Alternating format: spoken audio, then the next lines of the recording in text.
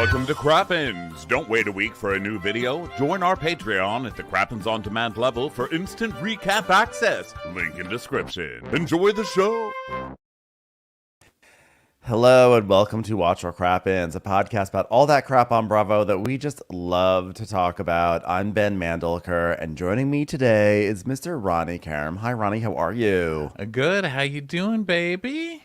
Well, I got panicked just now because my phone just blared and said public safety alert, and I was like, oh no, what's happening now? The 10 freeway, like there was a fire over the weekend. Did you hear about this? No, what happened?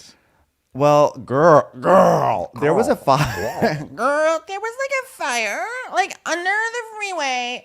And basically, the 10 freeway is closed at downtown, and it's like the city is losing its mind right now. And I just got a public service alert right now as we're starting a podcast, and I'm like, well, this is a great way. This is a great way to launch into a recap of Real Housewives of Potomac with the story about a freeway crumbling. It's very Karen Huger. Anyway, how are you doing, Ronnie? So the freeway's crumbling? What happened? I don't understand. Well, it's got like crumble potential. So I think that right now they're like, Welcome to Los Angeles, ladies and gentlemen. You know, being back in Los Angeles last week was so nice. It was great to see everybody see the city. But I have to say, my general review, I think if I had to give LA a general note, is you've got crumble potential.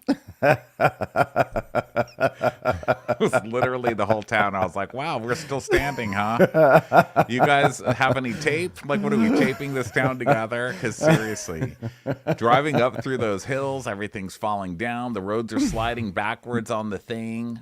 It's a lot of crumble potential. Yeah, like honestly, like whenever I go into fast casual restaurant now and they say, tell us how we did, I'm like, crumble potential. Crumble potential. Surprised your roof is still there. Yeah. Yeah, anyway, so the freeway is like closed and it's drama.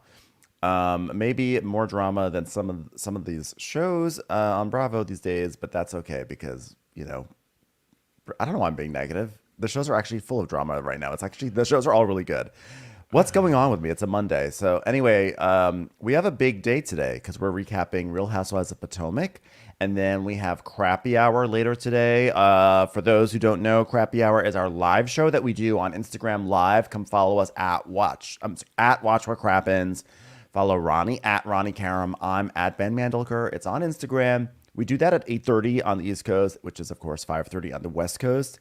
And then basically, like, Ronnie and I talk about Bravo. We talk about, you know, news, gossip, whatever it is, things that are on our mind. You know, towards the end, we open it up for all of you to, you know, come on and join us and talk. So we have so much fun when we do it every 2 weeks. It's happening tonight. Don't miss it. So that's going to be happening. And, yeah, it's going to be really fun. I hope you join us. Yeah, there you go, everybody. Okay, well, here we are with some Real Housewives of Potomac. Oh, also, just a schedule announcement for the week. We are going to do Below Deck this week. There are too many shows. Yes, it's true. But, you know, there's some Kyle drama on Below Deck, and we have to do it, you know. Yes, I'm glad you brought that up because, honestly, like, we are kind of oversubscribed at the moment with these shows. But, like, the Kyle drama... We know it's going to make us so mad, and sometimes we just have to recap the shows that are going to make us mad. Like there's choose anger. Yeah, like we're going to choose anger this week because like I'm already so angry. So, I mean, as you can tell, because I just like slammed all the Bravo shows for no reason. So, yeah, we will be doing Below Deck. So, Potomac, meanwhile, we have the second episode. We met new housewife. Okay, listen. I love Potomac. Potomac is one of the strongest franchises on Bravo, and I enjoyed last night's episode.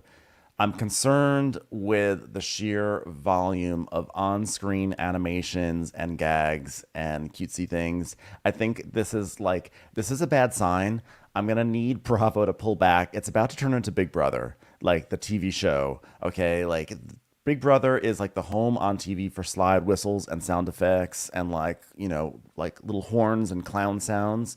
And we don't need that on Bravo. And Potomac is like teetering into that. Not even teetering. It actually has like one full foot into that space. So just a note to Bravo, if you happen to be listening, can we just like not do this to one of your best franchises? Thank you very much. Yeah, you've never really been a big fan of that kind of stuff. I don't mind it too much. I mean, I appreciate somebody just kind of trying to string me along, if I'm like nodding off or not into it that much yet. And they're like, this is good. And here's why, because we've used the final cut titles and it's good. I'm like, oh my God, it's good. There was a slide whistle. This is really good. I'm the kind of person, like, if there's a laugh track on a sitcom, I think it's hilarious. Like all those old sitcoms. I was like, oh my God, it's telling me to laugh because people are laughing and it's working. I don't understand modern like sitcoms with no laugh track. I just don't think anything's funny. Like I literally need to be told, this is funny, Ronnie, Yeah, I mean, I do too, because I'm definitely a bandwagon person. So if I hear other people laughing, I'll be like, ha! But I just think, and I think that like there is a space for on-screen antics, and that's like fun. I just think like use them, don't overdo it, okay? Like they really hit gold last year when they came up with the police sketch of Juan's mistress from Karen's brain. Like probably one of the best visual gags Bravo has ever done. But now it's just like every 2 seconds, and it just. I always worry when a show does this too much that it's a bad sign. Orange County also sort of went into that space a little bit this past season, but I feel like they had a good season. So it doesn't mean it's gonna be a bad season, but I just don't need bells and whistles necessarily. Well, there were moments that, there are always moments when a Housewives season begins that I'm worried because I'm always thinking this is it. You know what I mean? I've been waiting for it to end for years, and I'm just terrified that it's going to end. It's kind of like when it's Sunday and you have to go to school the next day and the weekend's over. And I don't enjoy half the weekend because half of it I'm fretting about getting my ass kicked at school. And I guess that really has nothing to do, like I'm not being bullied by the Housewives or anything, but I just really wanted to share that. No. But, it's just that I'm always afraid for the end. So I'm always afraid for the end, but they just keep going and they keep going strong. Every time I'm a little afraid, like there's a sound effect or I know you're going to be upset about a title on a screen. And then I'm like, no, there's like ancient Nigerian tribal drama. So, I mean, come on. Is there a bigger hug that the Bravo producers could have given us than this? I mean, just when you think they can't come up with anything else, ancient tribal drama. Yeah. I mean, come on. It's a nice twist. I have to say, it is a nice twist. I mean, I enjoyed the episode. Don't get me wrong. I don't know if I understood why it was supersized, but I did enjoy it.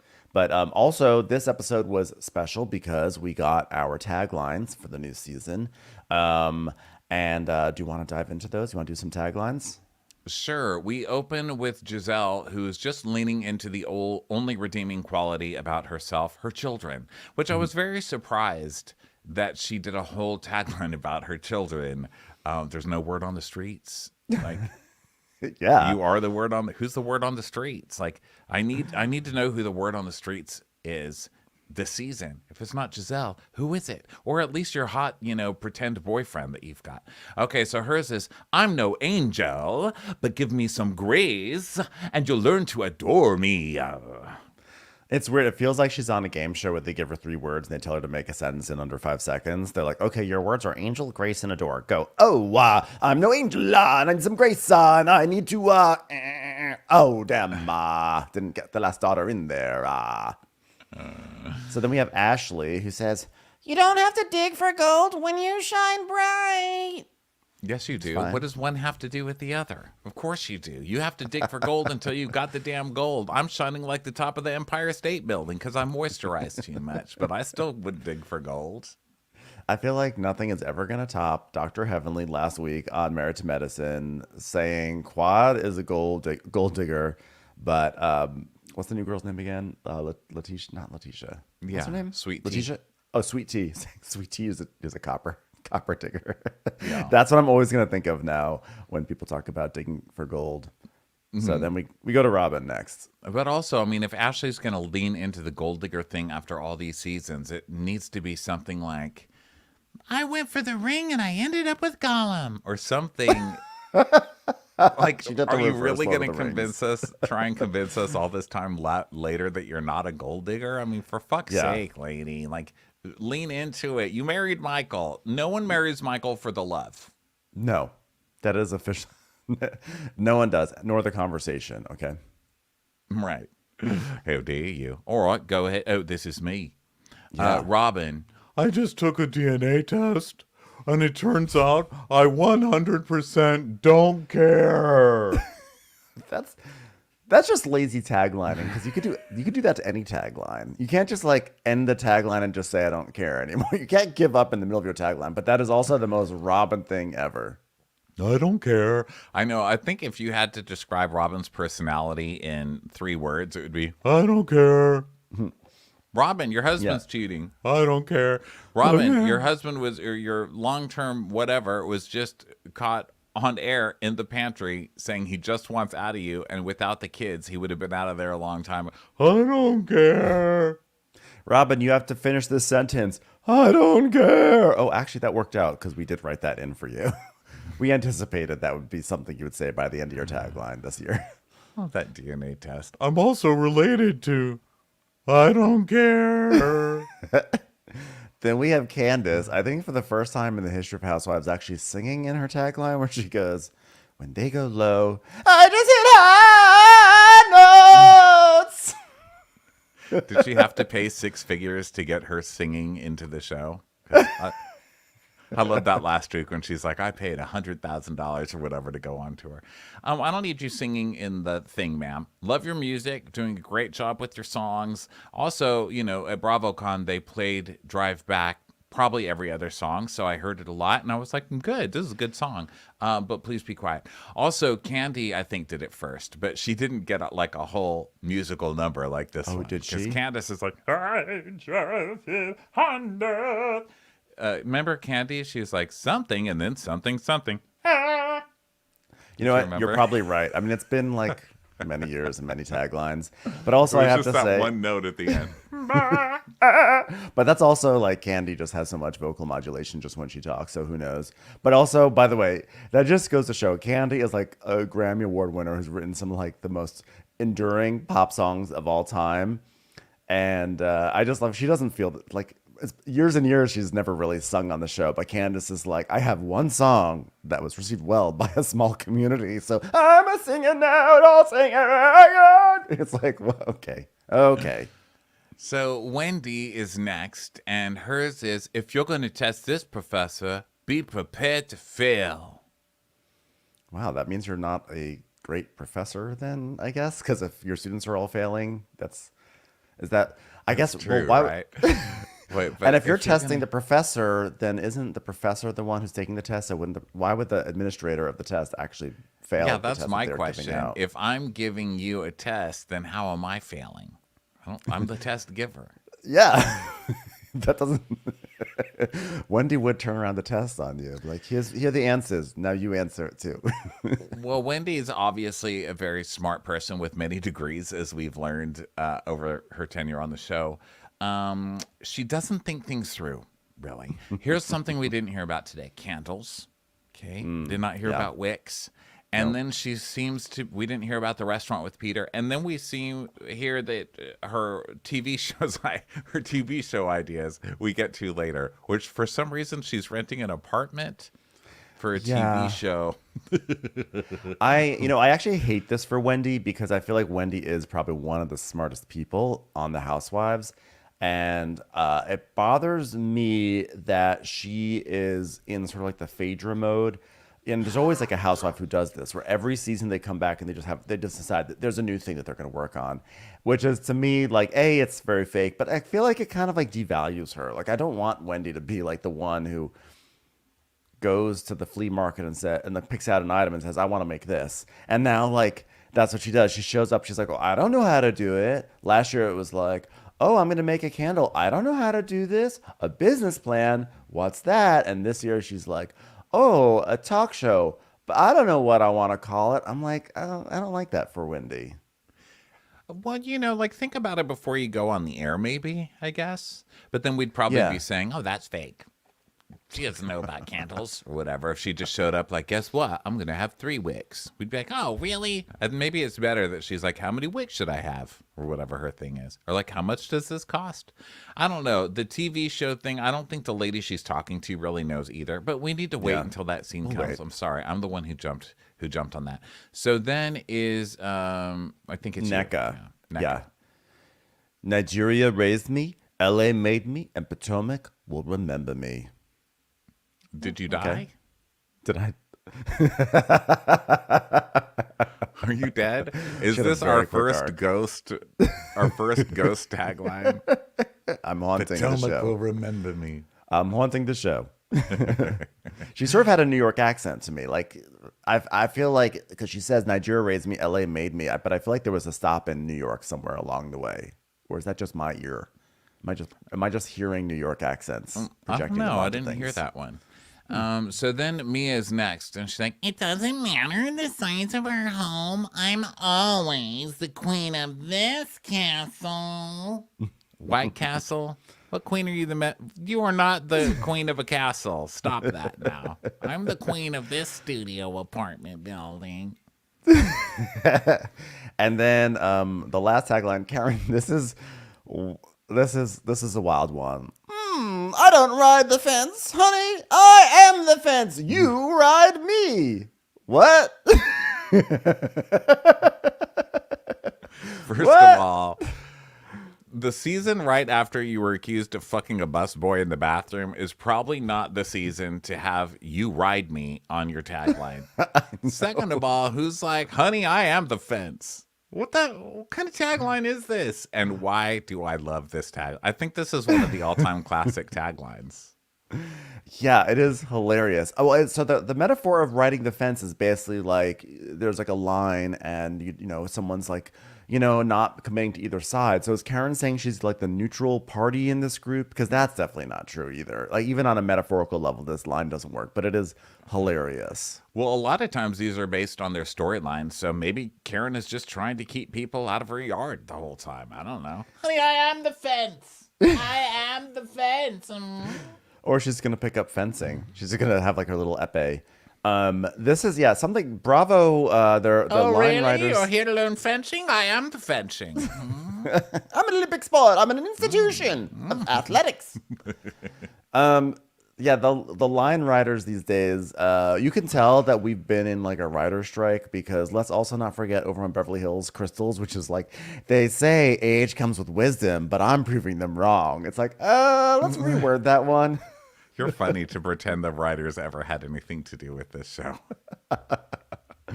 Yeah, writers hate this show, I feel like. Guys, Anytime Shakespeare's on break. Hey, could we get Shakespeare off of strike? For Christ's sake, can we just pass berets are allowed in every green room and get Shakespeare back here? Thanks. Yeah. Well, I just like to think that there's a world in which professional writers come in and like, okay, I went to Tisch, I learned writing at Tisch and then at USC, and I'm going to write a line for Crystal Kung, and it's going to be about getting stupider with age. I am the Finch.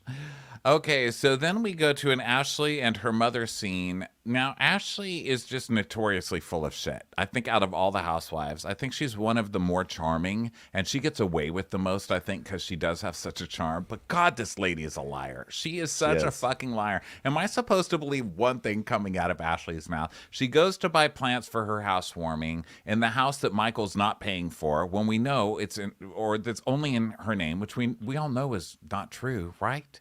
Isn't that set up? And taking care of the kids all alone when they show a clip of the nanny literally standing in her kitchen while she's telling us this. And she's not together with Michael, but they did just take a trip to the Bahamas together, which had nothing to do with anything, which is why she didn't tell anybody that Michael was even going. Come on now. Yeah. What? Michael did something to Candace in the Bahamas? I have no idea. What? I know.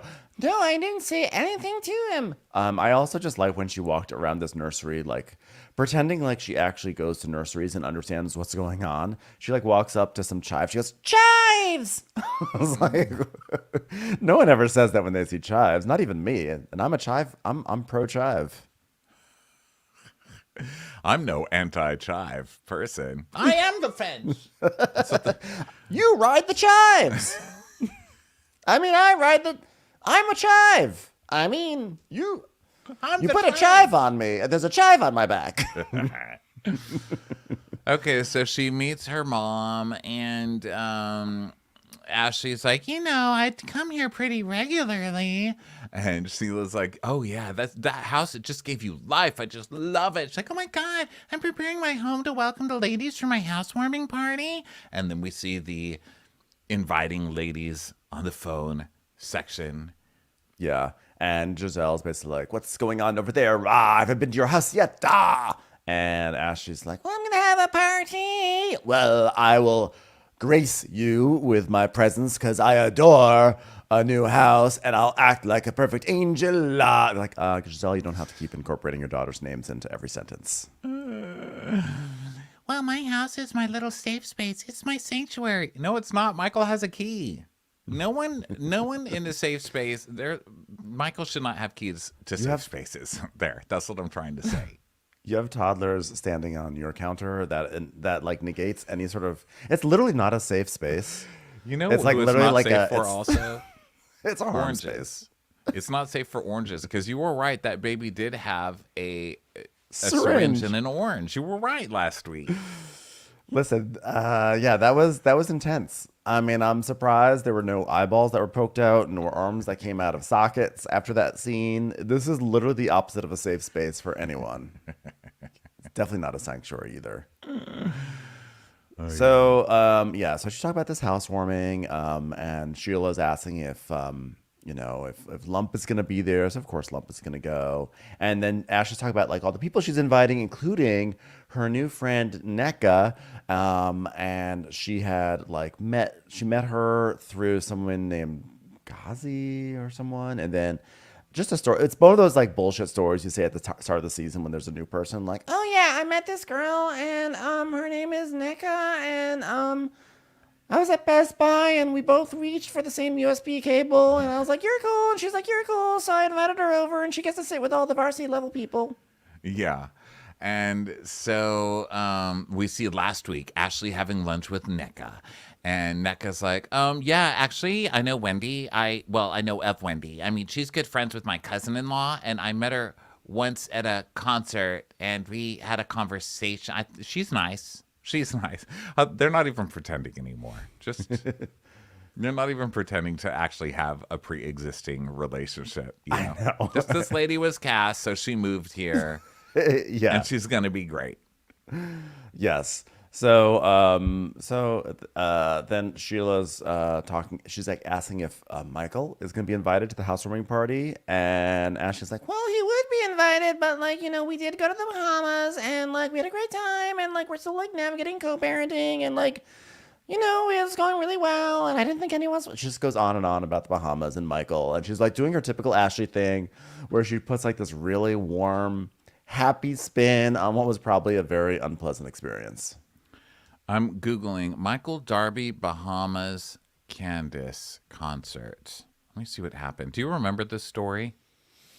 No, I vaguely. I do remember vaguely that there's something, but I don't remember it very well. Michael Darby, this is from All About the Team. Michael Darby attempts to confront Candace and gets turned away. Michael Darby showed up to Candace Dillard Bassett's concert to confront the singer, according to a fan on Twitter. Twitter user, Life by Olivia. Oh, I hope this is Olivia from Aiden. New Jersey. Oh. I'm an eagle. Tweeted a photo of Michael Darby talking to an unidentified woman in a public place. I really can't believe Michael Darby came to the Real Candace concert just to talk about Ashley and be messy. It's giving desperate, the friend wrote. So this is what they're talking about, right? I guess so.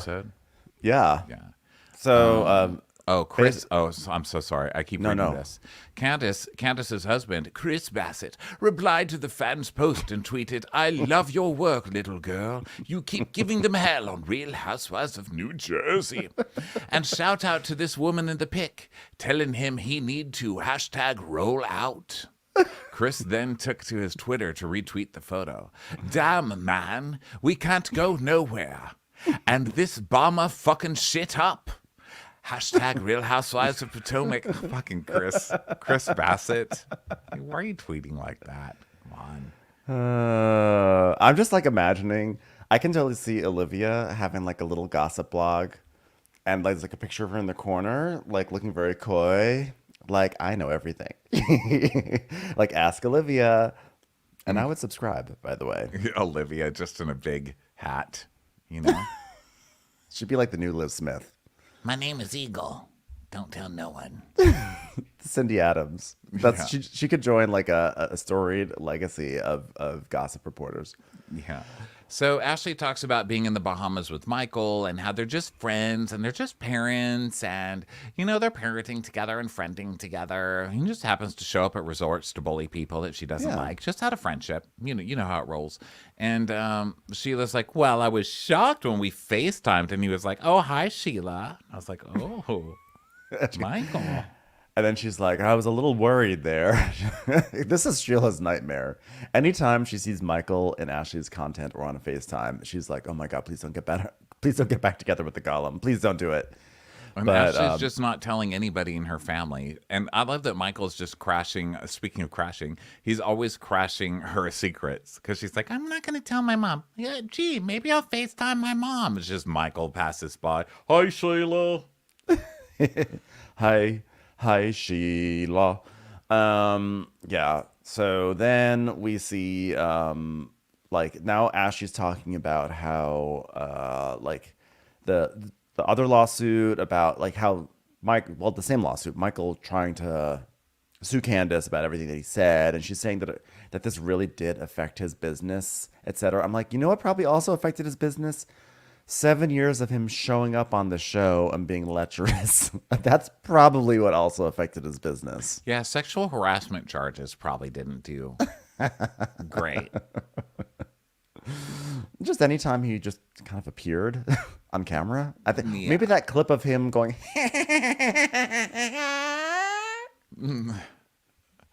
Yeah, I think Michael kind of did that to himself. Okay, Yeah, so Ashley's like, yeah, I just I don't know anything about this lawsuit. I mean, it has nothing to do with me. What?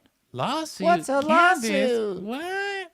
What's I a have lawsuit? no Can you- idea. Did those go with potatoes like chives? It's a chive. Chives! What's a lawsuit? Can you get it at Nordstrom? Will it fit me? I don't know.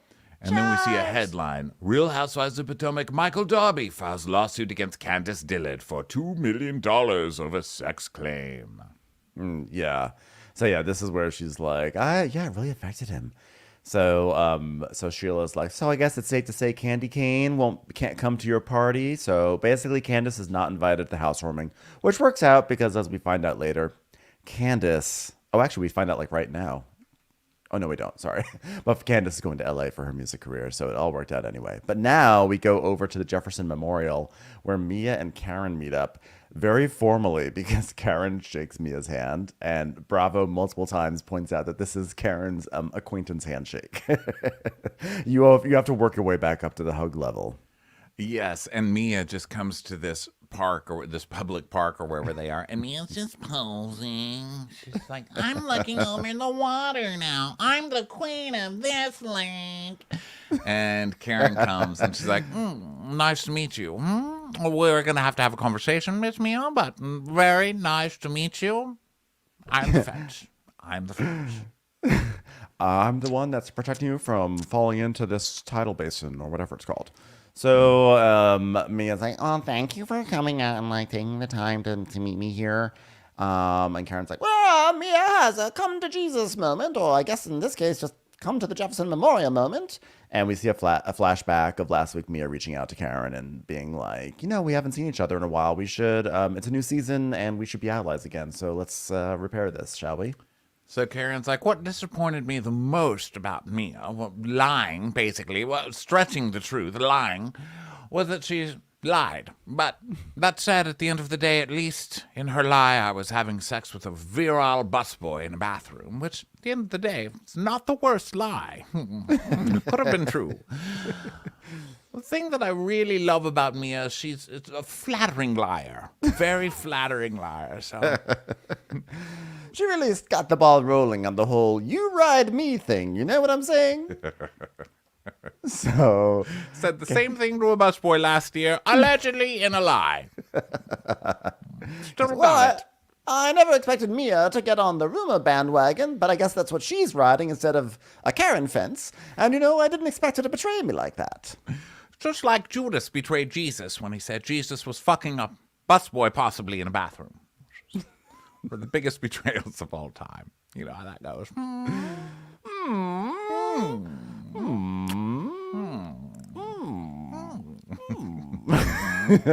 Chives! So Karen's like, why does it smell like onions around here?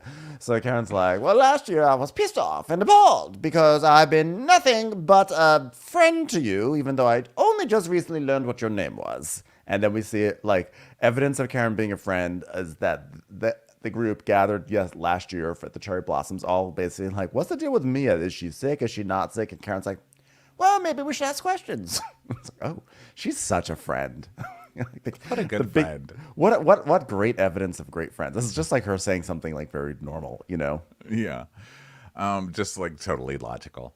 So back to Karen and Mia walking. Karen's like, I've never, ever stabbed you in the back. Never. And what you said about me was nothing but lies that could have possibly been true. Am I still gorgeous enough for busboys to offer to bang in bathrooms? Of course. Of course. No. Let's clear this up. Okay. All right. Like, first of all, what did I even say about you? Because I want to clear this up. She's like, well, you lied when you brought back a rumor about me being with a friend of a so-and-so on a who knows what and a what's it called and a you know where. But that wasn't a lie. Someone told me that, Karen. So, well, it wasn't a fact. It wasn't a fact. Mia's like, But it was a fact because Mia's logic is that not whether or not the rumor is true, but it was true that someone told her that. So therefore, by her just merely saying what she was told, that's like unassailable because like she just merely repeated a story and the story actually happened. Like the telling of the story initially happened. So that was what was fair. So that's Mia logic. Yes. And Karen's trying to explain to her what girl code is. And she's like, when you're married women, as we are, you don't break the girl code the way you broke the girl code. My husband has been so disrespected. I mean, now listen, Ray's always up for a little eye candy. Right, girl code. I get that. Karen's like, so the anger that you hear in my voice, this is the anger sound, oh, and this is the sound of me being ridden because someone thinks I'm a picket fence. Oh, do you understand the difference between the two sounds? Basically, I've got one of your ankles on my left shoulder, the other ankle on my right shoulder, because I am the fence. Yes. I just need you to understand that as another married woman. They've actually hired me on the show Wipeout. You actually have to walk across my back without falling into a pool of water. Good luck. They tried doing a reboot of Fences, and I said, I'm sorry, but I am the Fences. It's already been... I tried to sue August Wilson, but turns out he's passed. It was unfortunate. You wrote a book about me. August Wilson. Okay, so Mia is Okay, girlfriend. Okay, let's talk about me now. Okay, so girlfriend, Gordon's really going through it. I mean, we're both going through it, honestly. But I'm still the queen. And Karen's like, and you and Gordon, though, you know, I'm gonna ask. Now, I don't like rumors, so I'm gonna say this. I know Giselle has said the word embezzlement. That's a lie. I don't like rumors, but let me just repeat one on the screen for you. So a flashback to the reunion where Giselle's like, it seemed like embezzlement. Da! And so we come back and Mia's like, yeah, and that's bullshit. There was no embezzlement and not whatsoever. And Karen's like, oh, okay, so it's the next step. It's the next step, right? It was like, I just heard all these rumors, about he lost his boat and he can't even get the fish sticks anymore. And no, that's Gordon's fisherman. That's not Gordon, my husband. There's a T in that one. This is a D in Gordon. She's like, well, I didn't know if Giselle was telling the truth or not because I really don't know if he was embezzling. I didn't really know what that word was, but, I said, listen, Gordon, is there something I need to know? And then, of course not. Karen, I was going through a lot last year, but I'm good now. I'm in a better place now. Smaller. All right, well, I'm really not in a better place. Gordon's still there. Gordon's much grosser to look at now that he's poor. I'm really not sure what to do with that guy. My life sucks, basically. But I don't drink anymore, so...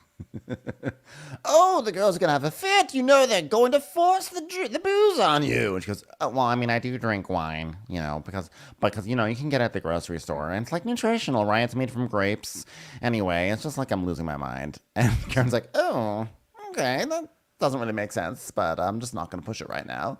So now Mia's doing the typical thing that Bravo stars do, where she says she stopped drinking so that now she can say everything I did wrong was because of drinking.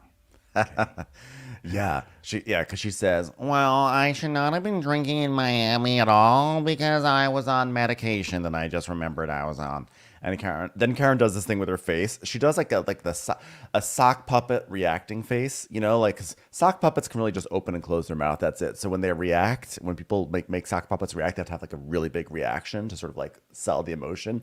And that's what Karen does. Even more, a sock puppet, you go up and down with your hands like for the mouth, but then when you're shocked, you make a fist almost. Well, you can do the fists. You can also do the thing where you slide your fingers down below the mouth. So it's like that's actually more of the Kermit the Frog being like, what the hell face. But then there's the and Karen really does do that with her mouth. It's like, oh my God, pills, alcohol, mixing. What a story, Wendy. Thank you so much for sharing. What a beautiful story and a beautiful share. You're such a brave girl, Wendy. Such a brave girl. Wow, I love an impassioned story because it really feels like you're just swinging for the me's. I'm sorry, swinging for the fences. Emotionally, of course. I don't know what I'm saying anymore. The point is, that was a bold and brave and courageous story, that one sentence that you just said, and I think I've decided I'm going to discard everything I was mad at, and you should have a conversation with Wendy because I think she would be very empathetic to the fact that you are on drugs. Yeah, basically. She's like, wow, congratulations on your deep new storyline. I'm out here. Bye. So they shake hands. And Mia's like, oh my God, thank you so much, Miss Huger, for meeting me today. She said, well, we'll have to teach you how to shake with intensity. All right, that was a very weak shake. So then they do like a jokey, like secret handshake type of thing. I was like, oh, that's interesting. That's fun. That's very fun. Hello, can I get Robert on production? I never want to do that handshake again. Thank you. So then we go to Candace's house, and someone's at her door, and she's like, black man. And it's her manager. And New Year's Eve. Oh, I'm sorry. Nye. Sorry. Yeah. His name is Nye. I thought it was New Year's Eve because it's NYE. Yes, this guy. And I'm sorry, I was reading my notes. What am I talking about? What's happening? You saying New Year's Eve? I'm cracked out right now. The minute you said New Year's Eve, I was just flooded by like unkept promises to myself. And I was like, why are you doing this? I shouldn't be having this breakdown for another couple months. Yeah, no, her manager, Nye, comes over. And he walks in. I guess it looks like she's in the process of turning part of her foyer into an office, which is very funny to me. Like, he walks in and there's like the grand staircase, and then to the left is this like desk setup, but it's really just like a shitty table you get. It's like a table rental you get when you have like Thanksgiving. We've never ever been nice to Candace about her damn foyer. The woman can't win. Like, we've talked about her foyer ever since she moved in. So, like, she can't do anything that's going to be okay with us. And I don't know why we're so bothered by the foyer or the foyer. Well, you know what? We will give flowers where the flowers are due. But for right now, you can't put your office in the foyer. I'm sorry. You're not getting foyer flowers. Okay. It's a foyer fail. We will be ready for we will be ready to praise her foyer when it is ready to be praised. But for right now, there is no room for it. And it was a nice office too. I'll give the office was very lovely, but you can't have it in the foyer. Yeah, and I was like, oh yeah, I've seen this office on FaceTime. Wow. So we're just gonna put a desk by the front door, huh? Okay, great. Great idea. So he tells her it's ghetto. And she's like, yes, well, Chris calls it a barbecue table and church chair. So just have a seat, have a seat. So they start talking about her career, basically. He's like, so, we're recording new music to ultimately, like, you're going to get out of this contract with Monarch, right? And we're looking for a major label now. And she's like, well, that was a great first start. But now it's time for Virgin Atlantic. I don't even know what record. What Delta record Airlines. Delta Airlines Records. JetBlue, here I come. Yeah, I mean, I feel like every season now she's getting out of a record contract. So he's like, well, we got to get the tour going, the second leg, and we've got some new venues. There's St. Louis, there's Pittsburgh, there's New York. I'm like, how do you not leave with New York? I'm sorry. But she's also going to be going to Chicago and Atlanta, and he starts talking about like openers for the Chicago and Atlanta shows, and he's like, we have to think about someone for Chicago, and I was thinking like, what about having Drew Sidora as a special guest? And Candace just has this smile on her face, like she's like, I said I'll do it once. He's like, is that? She says, is that your only option? And he's like, well, I mean, we did Chicago before. I could bring the same girl from before back then. But she goes, yeah, we should. Do you remember when we were in Chicago at the Costco? And there was a lady giving out chicken samples. I liked her voice better than Drew. Is she available by any chance? Not that Drew's bad. Not that Drew's bad. Drew's wonderful. Drew's wonderful. Great. But like maybe the person who was handing out hot dogs at the famous hot dog place in Chicago, she was good. Have her instead. And he's like, so you're going to give me some hesitation? She's like, hesitation? I'm suggesting the lady who serves the hot dog at the Costco for 10 cents. Is that hesitation? The lady who announces the next stop on the L train? Is she available? The guy in New York City that comes over the recording to tell you you're inside of a cap. Think that's Bill de Blasio? Hey, remember when we were at Pizzeria Uno? And there was a lady sitting at the next table, and she backed up her chair, and it hit me. And I was like, oh, my God. And she goes, I'm so sorry. Her. How about her? There was someone amazing one time when Chris didn't pay his cricket bill. And I was calling him. And it just went, do. The number you have reached. That is a talent. Can we get that person? Hey, remember that nutty lady who climbed to the top of the bean in Chicago and then slid down? Yeah, she was great. How about we just get her? So she's like, listen, I'm just saying I sold out Chicago, and I don't really need her. And he's like, okay, wow, really going for Drew's throat. Listen, this is punching down, okay? I don't think it's nice to be nice to Drew. Drew is in need. I think Candace was not punching down. Candace was actually, for Candace, she was being exceptionally diplomatic. Candace wanted to go off. There's something that happened. She wanted to go off on Drew, and she just smiled, gritted her teeth, and just gave out little, a mist of shade, like a little misty droplets, a little drizzle of shade.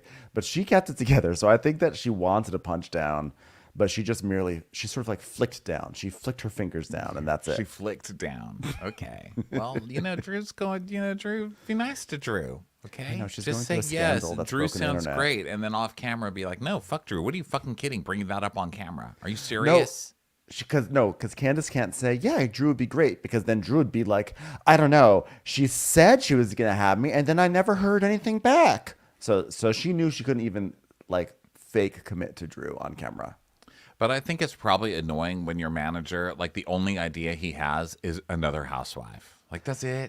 You can't think of anything. Candace went to the Grammys. I mean, I don't remember what she did there exactly, but she was doing something. Like, she's made some progress. Don't just be like, who has a single? The girl that Kim Zolciak dated for a minute. I know. Tracy. Can we maybe I mean, she just did something with Trina. So isn't there someone available? Isn't someone from 3LW around? I mean, I feel like there's got to be someone for her. So she's like, I'm tired. And he goes, so this is why you're being difficult about Chicago? She's like, my edges hurt. My vagina hurts. She's like, please, why did you bring Juicidora into me? I was so proud of the fact that we finally painted our foyer office. And now I know, like I'm trying to like present this. Look at me with the foyer at her front, or in an office at her front door. Like that's amazing. Okay, like I've got a storefront now, and also I'm talking about trying to get a new label so that I can be taken seriously in the industry. And the first thing you say is Drew Sidora. Come on, Yeah. bro. Yeah, I would fire him. So now we go to Robyn's home. And Robyn's like filling stuff into pouches in the kitchen, and Juan comes in and She's putting supplements. She's putting her vitamins. I mean, guys, in case you were worried, anybody who was like, why is Robyn back? We get to watch Robyn divide her fish pills up. So that being said, by the way, maybe vitamin C is available to open up for Candace. I think that would be a great collab. You know, maybe a remix of the graduation song. I don't know. So Robyn's like, well, I'm packing all my new supplements, so I make sure I take them, so I have a bunch. And I'm trying to fix all the things that my nutritionist has come up with, like, you know, that I'm deficient with. I'm like, I know you're trying to push some sort of like vitamin deficiency storyline. I just already can sense it, but no, the storyline's gonna have to be about Juan. You can't try to divert us into vitamins. One thing the doctor said I'm deficient in is vitamin F's. Fucks to give. I don't care. So he's like, I'm gonna run some errands, and she's like, Well, I know you don't want to know about women's business. wow, Robyn, are you coming back with even less energy than before? Robyn, you were crawling before, Robyn. Okay. You can't come back like this, Robyn, dividing up fish pills and talking at half speed. Women's business. Hello, this is Robyn Dixon with Women's Business News Update. I want to update you on the things the women have been talking about. So recently, Giselle invited me over to her house, and I'm like, okay, great. So I get there, and it turned out to be an intervention. This has been Women's Business Update with Robyn Dixon. I mean, basically, they're just like, okay, he could have told you stuff, but then the laundromat picture came out, and why would you even put yourself in the position that you would be photographed? And he goes, I don't care. I don't care. You cannot get me to care. There's nothing you can say that I will care. I'm basically like, I gave you the biggest bullshit story about that hotel room. I don't care. Leave. Bye. Bye, Robyn. Bye. Yeah, but she's making it about me and how like that makes me look, and she's like, Don't and care. I'm like, I don't care. Also, I also don't care, Juan. Yeah, Don't even care that you don't care. I'm rubber, you're glue. Whatever you say bounces off me and sticks to you, but then I step in it, so then I'm stuck to you too. So we both don't care, Juan. You're rubber and I'm glue, so whatever you say bounces off you, and then I don't care. You're glue and I'm glue, and whatever you say sticks to me. it just ends. By the way, why are you so sticky? I don't care. I'm walking around with someone's sperm all over me. I do not care. Is it my sperm? Is it someone else's sperm? Did I get splashed by a cab going through a puddle of sperm? I don't care. I don't Milk, lemonade. Milk, lemonade. Round the corner, I don't care is made.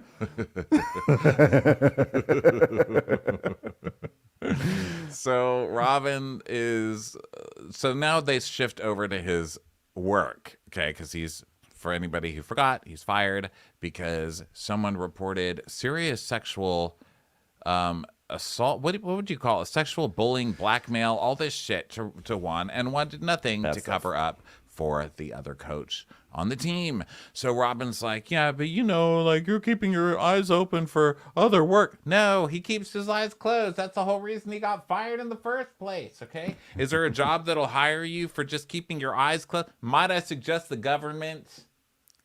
Yeah. So he's like, yeah, I'm trying, there's, so I've got a lot of time left, and I'm not going to rush the process. I know we did everything at a high level at my previous job. It's just unfortunate, that there's a lawsuit, and it's an unfortunate lawsuit, and I don't know. He's like, but I love my guys.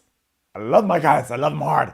I love my guys. Maybe like, not the best season for a coach of that team to be screaming how much they love their guys. Also, more enthusiasm Juan has shown in this one moment for his guys than he's ever shown for Robyn. True. And he's like, and they love me back. And that's unfortunate. It's very unfortunate. But I do love my guys. It's all I do. And it'll be a blessing. And I'm really okay. And I know things are going to work out because I have everyone's best interest. I really do. Remember when I gave a homeless person $50? And that homeless person happened to get a hotel room with it. And that $50 was on my Capital One card. Yeah, so good person. I'm a good person. That's why I don't care, because I donate all my cares to the less fortunate. So that way when I come home, I don't care because I don't have it anymore. So now we have Nneka and her husband, and they're taking a tour of their new home, and this is where we meet her. And she says, I come as I am, and what I am, honey, is remarkable. 2084, baby. That's right. I've moved to the suburbs. I love how excited she is to move to the suburbs. You know, she's like, she came from like Los Angeles or something. And she's like, yeah, living in a McMansion in the suburbs now. Yeah, baby. She says 20854. I think that's because that's the Potomac zip code, and she's so excited to actually be living in Potomac because no one else does on this show. It's called, they're always zip code shaming each other. And I think she's like, I might be new, and I'm the only one with this zip code. Legitimately. Thank you. 24601, baby. So, like, no, that's the wrong one. 20854. She's like, I lived in Los Angeles, but I stole a loaf of bread to feed my family, and I was expelled. So, they're just walking around. They're looking at the house. They're having like, he's like really cute, but you can definitely see who wears the pants. Like, he's hot, but we can see who wears the pants because she just like, he's just saying like, oh, do we do this? She's like, come on. She just like tears to that house, and he's just dragging her husband through, which is great. He basically, she's calling the shots in this relationship. I do not need him in pants. Do not wear the pants. Don't ever. Take them off. I love you. I love you, sir. So cute. So she's telling us about herself. She's like, I never knew generational wealth was a problem until I got delayed from my closing. The mortgage company found out that I had other properties and failed to list them. 2 lakefront properties in Wisconsin, property in Florida, 2 properties in Maryland. We have a property in Georgia. We have several properties in Nigeria. It's like, okay, let's back up to this. The mortgage company found out I had other properties I had failed to list. That's called fraud. That's Can't called wait. mortgage fraud. Looking forward to your lawsuits in season 2. You're doing great. You're really on track. You've come in with shady real estate holdings. I'm so proud of you, Nneka. This is going to really work out well for you. That's a lot. I mean, that's a lot of real estate. Damn. So they are talking about the twins that don't exist yet, but they want them, So she tells us that Ike, her husband, is a medical doctor by day, a scrubs model by afternoon, and a nightclub owner by night. That is impressive. I mean, the nightclub owner by night thing, I don't trust that. I feel like, generally speaking, almost every nightclub owner is shady. But he's also a medical doctor, which unshades him a little bit. But it's weird. It's weird, but I do like the idea of scrubs model by afternoon, But he's hot, so I'm okay with it so far. Yeah. So she talks about how they're trying to have kids, and so her whole day is spent taking vitamins and like timing her ovulations, and and she starts the day taking vitamins, and she downs them with a glass of champagne. She goes, I start my day off with bubbles, and I end my day with bubbles. I'm like, okay, so you may be an alcoholic, just so you know. An alcoholic who engages in mortgage fraud. I'm in. So far, you're doing great. You are doing excellent. Don't tell Bethany Frankel. Oh my God, see what private does? It forces you to drink champagne in the morning. That's what it does. Reality reckoning. We're bringing the whole thing down. We're bringing it down. It's a reckoning. It's a reckoning. So then we go over to Wendy. Okay, so Wendy is meeting with her producer, Marsha, in some apartment that is supposed to be a set for her new talk show. And Wendy's like, oh, okay, this is like a vibe, right? Like, it gives me Harlem Renaissance, means like a museum. I mean, it feels no evil spirits have been here, right? And Marsha's like, uh-huh. So then we find out Wendy is going to be starting her own talk show. Yes. Yes, a talk show. She's filling the void of a Wendy talk show by making her own Wendy talk show. And The Other Wendy. That's what they should call it. The Other Wendy. The Other Wendy. I would actually watch a show called The Other Wendy. I'd be I like, would "The watch Other a show Wendy? called The What's Other that?" Wendy. Yeah. Yeah, so and- she's in this. By the way, Harlem Renaissance meets a museum of like generic townhome. That's what it is. That's all it is. Yeah, so she wants to start a talk show, which I actually think is the best of her ideas because like Agreed. that's what she already does. Yeah, you know. agreed. So I'm like, okay, It's this is a more good like concept. her personality other than, her other things. I'm like, why though? A restaurant? That makes no sense. But she's already a talking head. That's what she excels at, Do what you love. Yeah. So I was like, okay, this is finally a good idea.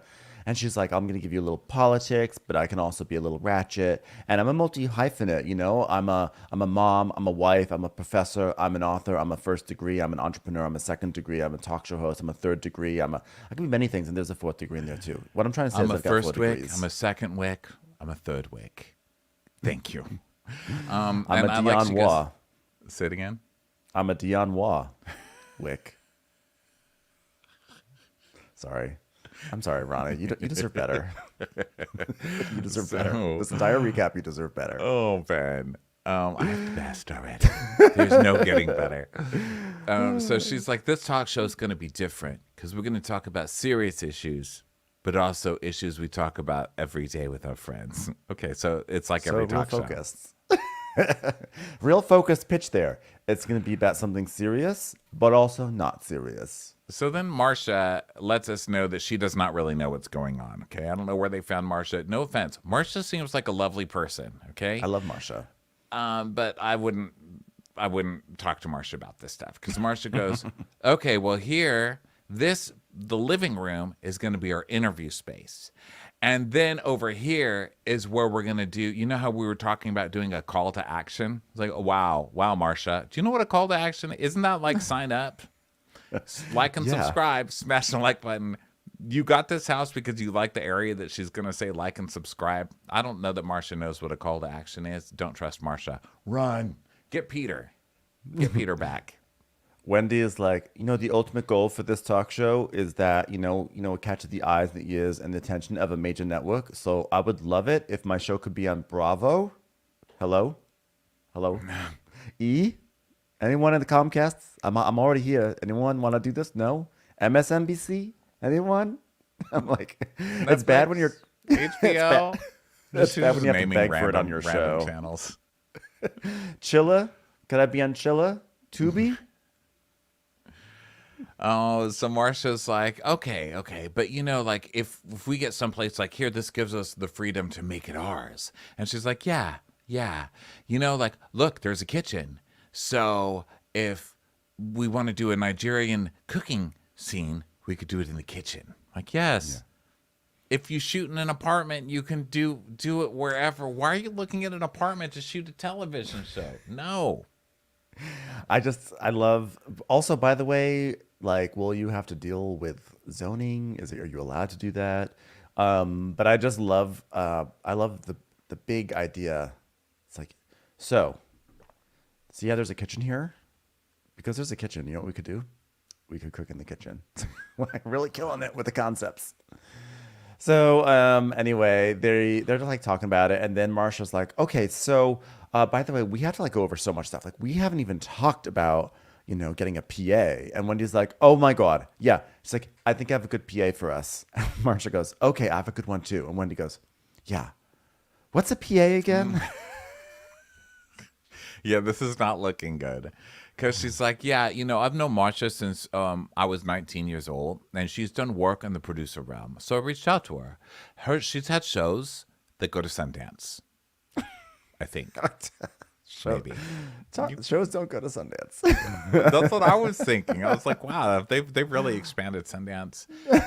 Could you Google her maybe before the scene? Just like Simple internet search or Bing, whatever you'd like. I'm not gonna tell you what brand to use. DuckDuckGo. She was a field producer on Hard Copy, and Hard Copy went to Sundance. I'm like, none of that makes sense. So, yeah, so she's, it feels, I got the impression that she knew Marsha, she roped Marsha in for the scene, and now Marsha's like, what the fuck am I doing right now? This is embarrassing for me professionally. And so Wendy's like, well, I can tell you this, between pre-production costs, the price of renting out this place, Sundance, we're over budget. And Marsha's like, Sundance. there's not a lot. I mean, there's not a lot of budget. And she's like, but, I mean, it can't be the same as Oprah Winfrey, right? So, wait, is that a lawnmower? Wait, so are we going to soundproof this? No, you're not going to soundproof it. It's like a corner unit, half of its windows. What are you going to do? When she said, when you heard the lawnmower going on in the background, I was like, wait, is she filming in our studio? Did she take over the Crappens studio? It's just the Crappens leaf blower that it appears everywhere. So they're like, okay, what's the name for the show, by the way? Because clearly you thought of that before we started doing this. And she's like, how about Zen Wen? She's like, is that really what you want it to be? Zen Wen? You want to start that? Want to give it another shot there? How about Wendy's Wisdom? She's like, no, it's not going to work. Wine with Wendy. And then each episode I have a glass of wine. I don't want it to be news. I want it to be conversational. You know what people do when they converse? They have wine. Wine with Wendy. Marsha's like, you're hurting my cheeks. And she goes, I'm glad you're excited. Oh my God, Wendy. Come on, Marsha Wendy, wants the hell out of there. Marsha's like, call to action. Uber. This corner. Ceiling fan. Oh, I thought I were talking about potential names for the show. Call to action. So Karen, now we go up to Karen. Karen goes to a Pilates studio, and Ashley and Mia show up and everything. And Karen gives another one of her acquaintance handshakes. And she's like, Oh, very good to see you again, Mia. Welcome to this business meeting here at Pilates. Please have a seat here on this reformer, which is a good word that we like to use for offense. Doesn't make sense. I'm sorry. It doesn't make sense. I would like to welcome you to Ali's Pilates studio. Now, Ali's a good Pilates instructor because we have the exact same eyebrows. All right. Which came first? My eyebrows or Ali? I don't even know. But here they are on another person. Ali. So we find out Ashley talks about her boobs, how she got a new boob job, and her boobs are called Demi and Diamonds, so named after Demi Moore and I guess one of Lisa Vanderpump's horses. And then so she's got boobs and she's excited about them. So then Karen, Ashley, and Mia are all there, and they lie down. And they're putting their feet in these straps. This is Pilates, right, that they're doing? This is Pilates. God, it just seems like so much work having all those machines. What happened to good old-fashioned yoga? I didn't know that the Pilates really requires a lot of things. Have you ever done Pilates? I've never done Pilates. I am very Pilates curious, and I was hoping to take my first Pilates class, but you may have heard I had an appendectomy, and now I can't do stuff with my core. So my Pilates dreams have been put on hold, and I'm really bummed. You're paused Pilates. I'm paused Pilates. I'm sad Pilates right now. Mm-hmm. I'm Christine Pilates right now. So they all start doing their little exercise things, and Karen's like, all right, everybody, now I need to work out as I am approaching triple 20. That's this year's triple 20. That's what we're doing. It is no longer the year of 5'9". Now it is triple 20. Trademark. And I say that as a woman who is a fence. Sorry, I can't let that go. Fence. I'm going to say it every other line. I know it's annoying, but I can't let it go. I'm a triple fence. I am the fence. The triple I'm a triple fence. I'm three posts, triple fence. So anyway, as I am approaching the triple 20, I do have to say that my mom had a triple bypass, and on top of that, turns out that Ray is a big fan of Triple H, the wrestler. So a lot of triples happening here. There's a triple there, in fact, if you think about it. And Mia's like, Oh, I know. It's really hard. Being a triple A. myself, drinking only wine now. That is 2 A's. That is A and A. And you're not it because you're still drinking wine, and it's not even anonymous. So you're still out of the closet drinking wine. Okay. That makes sense why when I tried to go to a 12-step program, someone showed up at my door to change my car battery.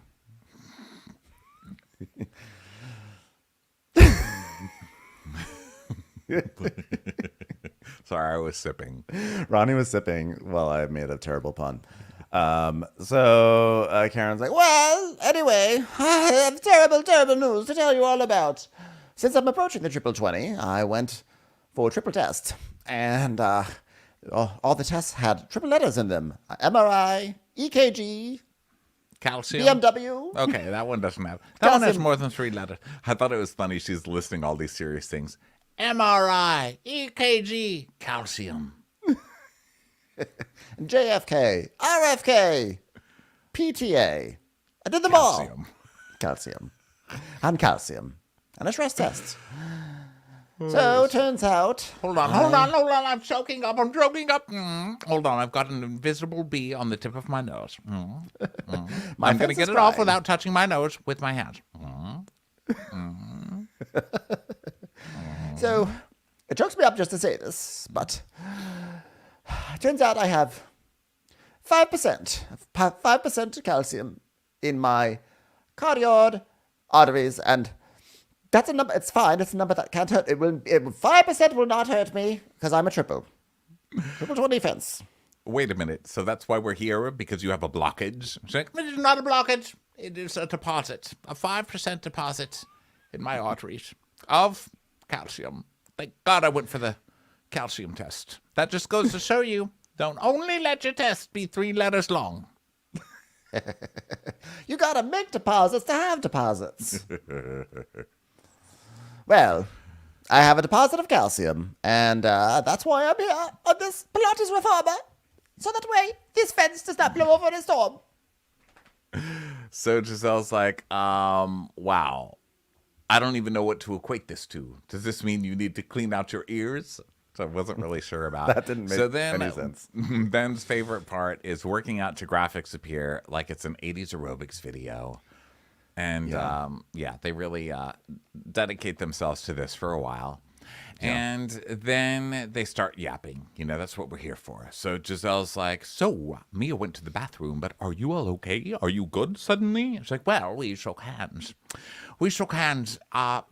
I shook hands with the person who probably doesn't deserve it, and Mia shook hands with a woman who just learned that she's got 95% chance to survive calcium.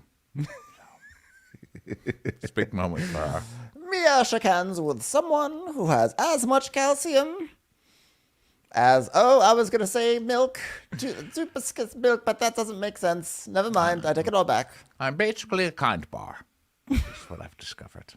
I was gonna say 2% milk, but I was like, oh, that's fat. That's not calcium. Let me just stop. Don't myself overthink right there. this. Don't overthink. Let's not do this. Let's not go there. Don't spend too much time on that.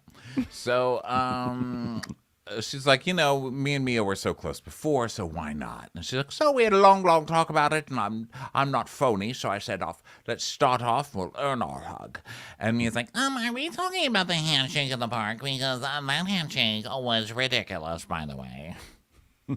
Well, I mean, she really does not like the handshake. I'll give her that. But, let's keep it real. When we walked through the park, we made progress. We made a lot of progress. And we're talking about real stuff that affected our relationship last year. Sort of like, I don't know, calcium in my courtyard arteries this year, how it affects me. So let's not bring calcium rumors anymore. Let's just bring facts. So then Giselle tells them that she and the girls met with Robyn to confront her about Juan in the kindest place ever. And this leads me to my question. Are you going to apologize to Robyn, Karen? Karen's like, for what, though? She's like, just recently, you said there was a woman in Georgetown with blonde hair. Do we not remember this? And then we see that sketch, which we're going to see in every episode till we And I'm okay with that. And Robyn's like, oh, well, Karen says, it was a rumor. You're right, it was a rumor. And if I go by that, I can give Robyn grace. Okay, Giselle, I see you getting excited because I use the word grace, but I don't mean your daughter. I can give her grace. Although it would be kind of funny if I gave her your daughter. But because I did not have a picture. I did not have the photo evidence. So I'll give her grace for speaking a rumor that's actually fact. But it's, you can say it's rumor. That's fine. But I'm I'll not accept an that. angel, and I'm sure she would adore an apology, but so would I. So would I, really. Yes, you hit the trifecta. Well, I'm really into triples these days. So I really had to, once I started saying grace, I had to go through the whole thing. That reminds me of Triple A. What a journey. Okay, we've already talked about that, Mia, but I do believe there is some truth to Robyn's husband philandering. And Giselle's like, it was a rumor. She goes, listen, I don't know about international. I know about domestic, but... Karen, this is why I love Karen. She does this whole thing about like we should no longer indulge rumors. From now on, if we're going to talk about something, only talk about something that's factual. It's like, no, I mean, Juan is clearly banging everyone north of the border. So she's like, okay, so we owe each other an apology. So maybe you should facilitate that.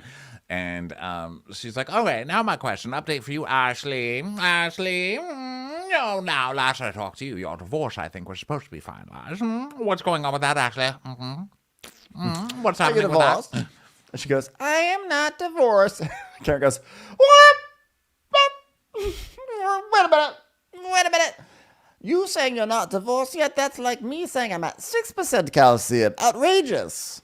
And Ashley's like, Well, technically I'm married, but I live very much apart from him, and my name is the only name on the deed of the home. which didn't we learn last year that we're putting it in an LLC or something? I'm confused. that was the plan last year, but I think now she's saying that, I don't know. Nothing makes sense. I'm the only name on the deed. Oh, Bo Diddle? I know Bo Diddle. He's a good friend of mine. He knows everything about all of yous. He knows everything about everything. Mia's like, so why is Michael suing Candace? What's going on with that? She's like, I don't know. It's public record, but I don't know anything about it. I'm a deed owner. and Karen's like, and how do you feel about Candace? And Giselle's like, I don't even know who the hell we're talking about right now. And so Ashley and Giselle still hate Candace. Yeah, they don't like her at all. And so Karen's like, Well, but Ashley, you and Candace are hot and cold all the time. and so Ashley then tells us this story of like, Well, Candace has said something at the reunion about something I'd done or was trying to do, and I texted her proof that that wasn't true, and this is what she said. You have shown yourself to be someone who will conspire with your castmates and lie to embellish about every dangerous accusation for entertainment purposes, and I never did that. Yeah, I didn't do it just for entertainment purposes. Ashley would never do that for entertainment purposes. Ashley, come on. Who are you talking about? So, which, of course, is so Candace, but also this is such a Candace text. You have shown yourself to be someone who will conspire with your castmates to lie and embellish. Very dangerous accusations for entertainment purposes. Just so Candace written. Exactly. So then, so basically, Ashley says that Candace is not invited to the party. So now this is where we get the flashback to a few days ago when Karen and Candace were having dinner, and Karen's like, So, you're not going to be with us this weekend, Candace? and Candace is like, what is happening? And Karen says there's like a housewarming, like, oh, you didn't get an invite? And Candace is like, no, I don't think I did. It's okay because I'm going to Los Angeles. Yes. So let's see. So now they start talking about dating 17 years younger Giselle. Giselle's up. Giselle's fake storyline is next. Welcome with your fake storyline. Let's move to Ashley's fake storyline to Giselle's fake storyline. So Mia's like, Oh my god, we did age differences, but this guy's our age, so I feel like he's a little boy because, I like him older. I wouldn't even know what to do with someone that age. Oh, I do know what to do. And then Ashley's like, Clearly. so Karen says, Well, I always aspire to be these girls. Giselle had to pick a man with a 17 age difference, but she went back. She went backwards, which is what I plan to do to Calcium. You're going back also. okay, let's go over to Ashley's seaside in the city housewarming. yeah. So she's just talking about how she's really happy that Uncle Lump has shown up because Uncle Lump is there. We all love Uncle Lump. What I love about Uncle Lump is that he always has a look on his face like, my fucking niece. She's always up to something. My fucking niece. And she's lied to Uncle Lump because he's asking her, so wait, you went on vacation? She goes, yeah, the Bahamas. He's like, okay. She goes, Yeah, because, like, you know, I subscribe to, like, we'll do family things together, you know, even though you're going through a divorce. I mean, you know, if we can get along for the kid. Oh, that's Giselle who's saying all this stuff. So never mind. I subscribe to, like, we'll do family things. I mean, listen, if you want to go on vacation with me, we're still parents of these children. Would you like to buy them an iced tea restaurant with steaks? Arizona's. Arizona's. Yes, I subscribe to giving my children a steak restaurant, which you can now order a steak to the temperature adore, and the waiter will have some grace, and you'll tip them like an angel. Still got it. So, where are we? What's happening here? Literally nothing. They're talking about her trip, and then we find out that Ashley lied and did not tell Lump that Michael was coming. So Lump's like, oh, wait, Michael was there? And she goes, well, when I FaceTimed you, I didn't think I told you he was there. And I'm surprised that Michael, I thought he bombed this one too, where she was FaceTiming and Michael just came by. Oh, hi, Lump. Is Michael just hiding in a towel to jump out at anybody? But I was remembering. But Michael hates Uncle Lump because Uncle Lump always knew who Michael was. Like Michael Lump always, I mean, Michael Lump, Uncle Lump always had Michael's number, you know. So, so then Lump is basically asking, like, so are you gonna, like, what's going on? Are you getting a divorce? What's happening? I only came to this stupid party so I could get the gossip to bring back to the rest of the family. And Ashley's saying how she really admires Uncle Lump because he's been, you know, with the same woman for 30 years. So it makes it hard for him to understand my perspective. I was like, I don't think anyone has been able to understand your perspective of hanging around Michael Darby. Like, that is something that has still confounded humanity. Yeah. So then let's see, they're just like making small talk and stuff like that. And then Karen shows up and she's greeting everybody. And they're talking about how she is not going to drink because she's driving. And they're like, well, you can hire somebody now to come pick up your car and take you home. She's like, not my Mozzie. Not the Mozzie. Not the Mozzie, which I definitely bought and is not rented for the show. So then more people are showing up, and then Mia, you know, once again gets the handshake, etc. And Charisse shows up, and then they're all like, Charisse is in basically the same outfit as Karen, but like in a different color. So that drives Karen mad because Karen hates Charisse, etc. And then there's like a house tour. They go walking around, and Ashley's showing everything and keeps talking about how it's like coastal chic and seaside chic and whatever, etc. Let's see. Wendy showing up was the best part of this because they're all standing kind of in a semicircle when Wendy comes in, and Wendy just ignores half of them. You know, she gives like a quick hug to Charisse and then just cringes away from Mia. Yeah, that was great. And so actually, Giselle steps to the side. Giselle's like, whoa. Whoa. Giselle's like, okay, yeah. Wendy's like, oh, baby, the time for civility is long gone. I've greeted those who I want to greet, and the others. So they talk about her house a little bit and blah, blah, blah. Robyn comes and she's like, Look, I'm not hiding from anything. I'm not running from conversations that these ladies want to have. If you've got something to say, I don't say it. Ding! Hold on, something's in the toaster. Oh my glad, I'm sure glad I toasted some. I don't care. So then Nneka shows up, and so Ashley introduces Nneka to everyone, and then Wendy and Nneka are like sort of joking about like, no, the way you really should be saying it is like Nneka, and so it's like a little like it's like all nice and it's all friendly, and Wendy is just basically telling Ashley that she's actually no, then Wendy and Ashley like go to the living room because it's like. Clearly, the producer said, "Hey, Ashley, take Wendy to the living room and be messy, so we can do something." Well, okay? pretty much. This is the housewife This is the housewives start to the season where they pretend that they're going to start new, right? So yeah. Ashley can't even fake it, which is so fucking funny. Like Wendy's like, okay, let's have a talk.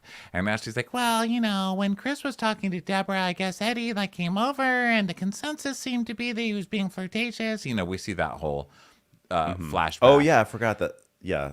Oh, I So- forgot that Deborah showed up. We didn't mention that Deborah showed up. Oh, right. Deborah showed up, right? Because she's still friends with Ashley. And Yeah. so Wendy's like, well, I want to be like, Ashley, that's my girl, but I can't trust that you're not going to stab me in the back, right? And Ashley's like, I respect that. I respect that. So maybe as the reason you don't see me as trustworthy is because we just don't have that much time together. yeah, also because you told America that her husband was trying to fuck other people on camera when we know that it's a damn lie, Ashley. Yeah. And also, you guys live like 2 hours apart. Let's not forget that, too. And Wendy's like, well, no, I invited you to Cameron's birthday party. And she's like, I know, and that's fair. I didn't show up. So, like, I get it. I get why I'm not getting invitations. But, like, I understand it's hard. And, like, there's just, like, many layers to you. And I still want to get to know you since, like, I worry that, like, it makes you feel really guarded about me and, like, maybe our group. and so it sounds like they're like having this like conversation where they just want to like mend and like spend more time with each other and get to know each other more and like learn more about each other. So it's like very nice. And Wendy's like, yeah, and like I want you to like tell me like, like, listen, we're gonna just like talk directly to each other. If you hear things, talk directly. And Wendy says, I want you to tell me everything. So Ashley's like, Okay, well, since you want to know everything. and then she goes into this thing, this mess, this messy ass Ashley mess. Yeah, so she's saying that she was talking to Nneka and she was explaining who Wendy is. And she's like, Yeah, like I was saying, you're esteemed, how professional you are. And I told her that you were a doctor. And she was like, a medical doctor? And I was like, and then we see this conversation and Ashley says, Wendy, well, Dr. Wendy and I are wonderful. and Nneka says, Dr. Wendy, oh, is she a medical doctor? No, she's a PhD. And she goes, oh, okay, so a doctor of philosophy. It's the most innocent thing ever. Totally innocent, a totally innocent comment. And then Ashley's like, So Wendy, like the way I heard it, like, it was like very much like, oh, I didn't know she was a PhD. it's like, what? It was not like that at all. And she goes, well, I do have a doctorate in philosophy. And she's just, I respect that. I respect that. in that way, like, well, too bad not everybody respects it, Yeah. And Wendy's like, well, only less than 1% of the people in the world has it. And Girl, she's let me tell you something. I worked hard for my PhD, and if it doesn't make her happy, that's on her. But she is still going to address me as Dr. Wendy. right. So then, let's see. So outside, Nneka is talking about how she is a practicing lawyer and she works for fintech. It's like some fintech company. So then back to Ashley. Ashley's like, Yeah. And then there's like some article about you like being like a Cepho. And I was like, oh, it's this silly thing. So something had happened where there was some rumor about your family being shunned or something. Is that like common? So then it goes back to luncheon, and like clearly like Ashley's asked Nneka about this, and Nneka's like, oh yeah, well, it's kind of like a group of people who were like offered up this like native or local king thing, and like those people, like the families that gave up their children are considered Osefo. And she just basically is like, oh yeah, so like there's this thing called Osu, and like Osu she basically says, yeah, they're like pariahs and people don't like, it's like this is a thing that's been abolished a long time ago, but some people still like pay attention to it. It's just like she's like very just like factual, like, oh yeah, I'm like, I'll explain to you this situation that you are asking me about since you don't seem to know about it, and the situation is something like you sacrifice your children or something. I mean, it's like, it's hardcore, right? So then Ashley's like, Yeah. So basically she was like, oh, terrible. And I was like, what? and then the producer tells Ashley, like, Ashley, the way you told Wendy makes it seem like Nneka was talking trash about her. And she goes, But that's how I remembered it. I shouldn't have drank. Mia's alcohol storyline really makes me have a loose tongue. Yeah, Ashley tells this story as if Nneka was the one who kind of like instigated this conversation. Like, I heard that Wendy is Osu. Da da da da da da.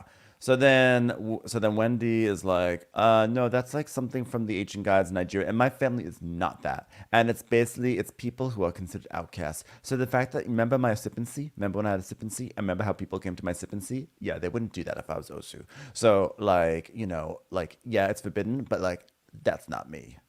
yeah. And so now Wendy is not liking the new girl because Ashley Ashley is a pro. It's so you know? shady. She really Hit, like is. she throws the new girl right into the mess. Like it is so rude, but probably a good thing because it means that like Nneka will be at least hopefully like in the midst of some stupid storyline that Ashley instigated, but at least like Nneka will at least get her chance to be on camera, you know? Yeah. So that was the end of Potomac. Pretty good. I think this will heat up pretty quickly this season. Yeah, yeah. It was still, even though I had my issues with the on-screen stuff, it still was like a very funny episode. So, I mean, this cast, you can't really go wrong. But anyway, thank you everyone for listening. Don't forget, Crappy Hour is tonight. So Bueller you licks better his tune in. wiener. Thanks for watching, everybody. Go to town, Bueller. Ben, go ahead and roll I those don't credits while care. Bueller- Bueller's like, this just in. I have a wiener, and I don't care. Well, I don't care. My wiener is made up of 100%. I don't care. Thanks everyone for being here. We'll catch you on Crappy Hour tonight, and then we also will have more recaps this week. Talk to you later. Bye.